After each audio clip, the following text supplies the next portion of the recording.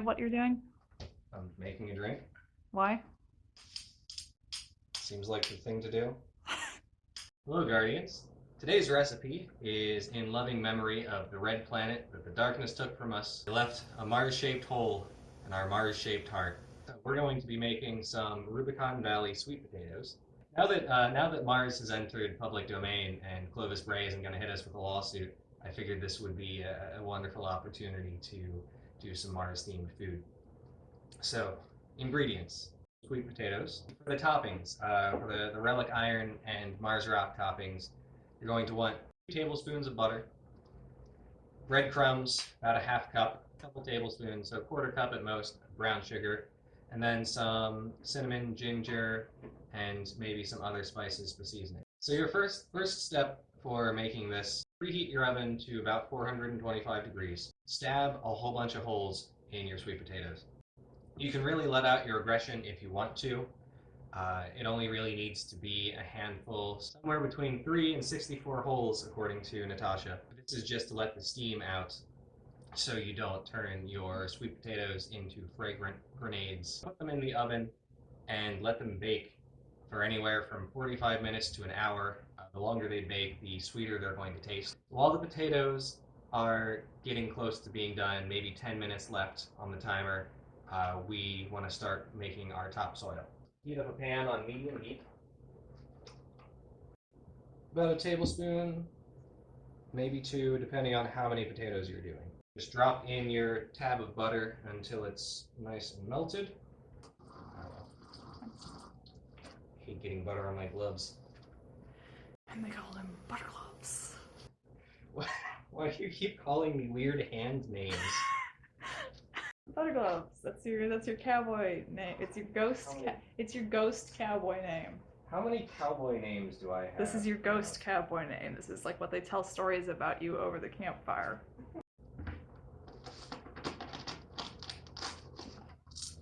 This is absolutely the worst way to do this. These are our videos in a nutshell. I'll get it later. I'll clean it up later. You'll also clean that up later. Not a single bit of the wrapper made it into the trash. Add in your breadcrumbs. You don't need to stir them that vigorously. I'm trying to make sure they're coated in butter. Okay. Adding more butter. I damn near cut myself there. I'm standing by the bandages. Yeah, you just want this looks perfect. If you do something wrong enough, your partner comes in and fixes it for you. Just let those bad boys toast. 3 to 5 minutes. Give them a little stir every now and then.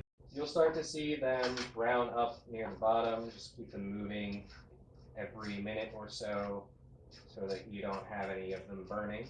They'll go from an off-white to light brown color. Nice. Oh, so professional. They're not very secure for me. This is my kitchen cleaner. I just drop one in the sink when I need to clear the drain and everything in a 10-foot radius.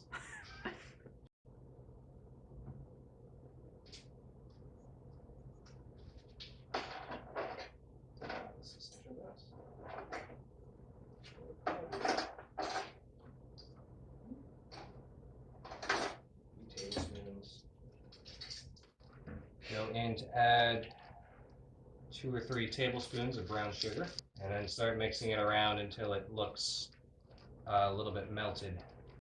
You're essentially making caramelized bread, and there's nothing wrong with that. When you say it like that, you make it sound as though there's definitely something wrong with that. Wouldn't you like to know? Once you have that mixed in, you can go ahead and add some of your spices. While you're mixing in the spices, the brown sugar is starting to caramelize. Maillard's browning reaction. Caramelization of sugars.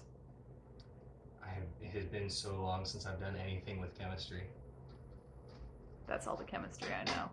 Once you can start to smell the caramel bread reaction forming, then you take it off the heat. Now that that's done, our potatoes are ready. take them out of the oven. Oh Lord. That means they're good.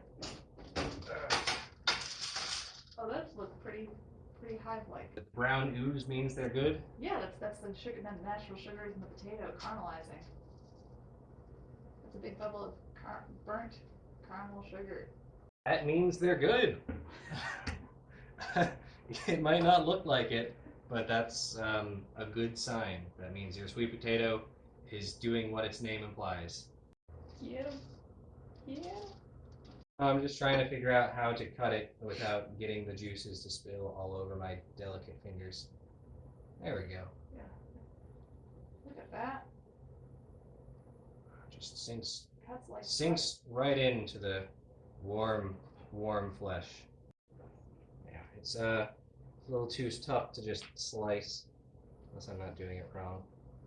Oh, there we go. There we go. Look at that. Bright orange and steamy means that you've done it right.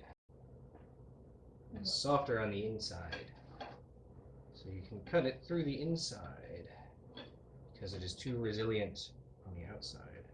That's what my therapist said about me. Do you want to talk about it? I already did. Out. Rookie mistake. I have to be very delicate to get the sweet knife meat out. Knife meat, love. I got it. I'm gonna stop before I hurt myself some more. Anyway, why am I roughing up the surface? Gives the topping something to cling to. Yes. They don't just slide right off. Tak po-ludzki.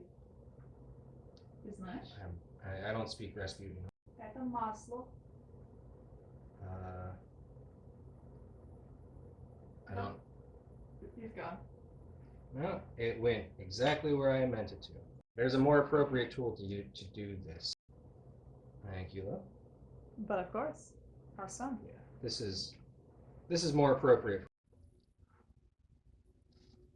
See, this knife isn't hot yet. Oh Lord. Rake it up a little bit because it probably sat. Just sprinkle this on. Spoon. It would be nice to have the toppings go on. There we go. Here we go. Some of it's going to be in chunks. That's okay. Mars has chunks. Mars is chunk. Yeah, real planets have chunks. Put that on a t-shirt. As much as you want, as little as you want. Some of us prefer to have our relic iron in excess. Some of us just like to have as little rocks in their sand as possible. And then that's pretty much it. All right. Here you go. Dig in? Yeah. Dig into Mars? Dig into Mars. Rubicon Mars sweet potatoes. You can mix it in if you want. Just use the potato skins as a little bowl. Oh, sure do miss Mars. We didn't do a whole lot on Mars. Where am I going to get all of my relic iron? What am I going to do with all of my relic iron? I have too much. I have far too much relic iron. And there's nothing to do with it. Do not use actual relic iron. Can eat your relic iron. Don't eat your no. Relic iron is not for eating. Apparently, if you speak Russian to relic iron, it turns into a floating space rock. If you want to have some polar ice cap Rubicon potatoes, you speak to it in Russian, and you can throw some sour cream on it. I'll do my best Eva impression. These potatoes might not be the cradle of human innovation, but they are a cradle of delicious flavors. Oh boy. Thanks, Space Grandma. Thanks, Space Grandma. She's so out of touch, but she's so proud of us. If you miss Mars, then this dish will be the one to hold you over. Until we eat again. Farewell, Guardians. Oh, I'm terrible. That's why you keep me around. Until we eat again. That's great. I'm gonna do that now. That's it. You did it.